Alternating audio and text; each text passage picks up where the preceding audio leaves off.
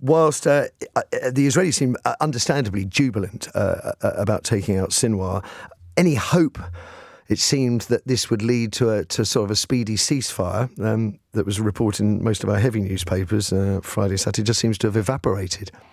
Well, I don't think it was really there in the first place, to be honest. I mean, the Israeli strategy is clear. It's by no means complete. They say they want to defeat Hamas. They want to prevent any threat from Lebanon. And, you've just seen how difficult that is. It's been over a year now in Gaza. It's a very small area.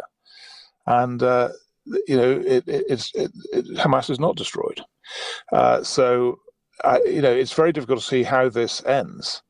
But it had been thought that one moment when the Israelis could declare victory was with the death of the Hamas leader, but that clearly hasn't happened, and they're nowhere near their objectives in Lebanon.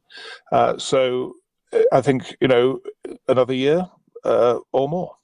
Gosh, I've asked quite a few experts in relation to this conflict for their sort of suggestions about when things may reach a conclusion, and everyone's been very dovish about it. But you're the first person to sort of call it, and you think another year. Okay.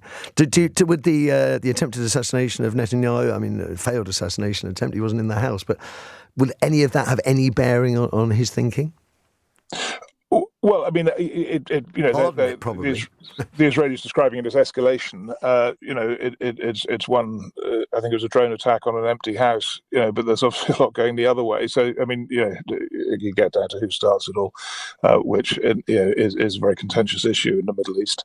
But yeah, I mean, the defiance remains. I mean, that's the point. And Hamas is obviously getting new recruits. I think it's very striking that it was an accident, an accidental finding of them, if you like, because the Israeli intelligence has been absolutely superb in Lebanon, in Iran.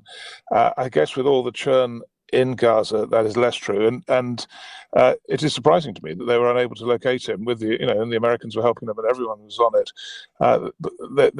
They were unable to locate him in a year of conflict. But I think that just tells you that Hamas does still have capacities. Do you take the view that the assassination, because of the nature of it, the fact that he was in his flat and defiantly shaking a stick at he has been sort of elevated to martyr status already, as has been suggested?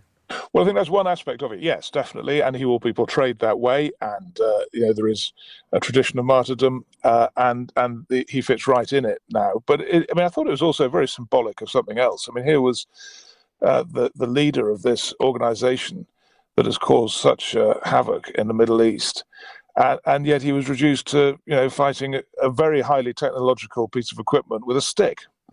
I mean, it does symbolize, in a way, the technological gap between the two opponents in the Middle East. But yeah, he is now being built up as an heroic figure and will be a recruiting sergeant for the organisation. That latter part, I think, is my greatest concern with the Israeli strategy, that you can't, it's all but impossible to eradicate an ideology.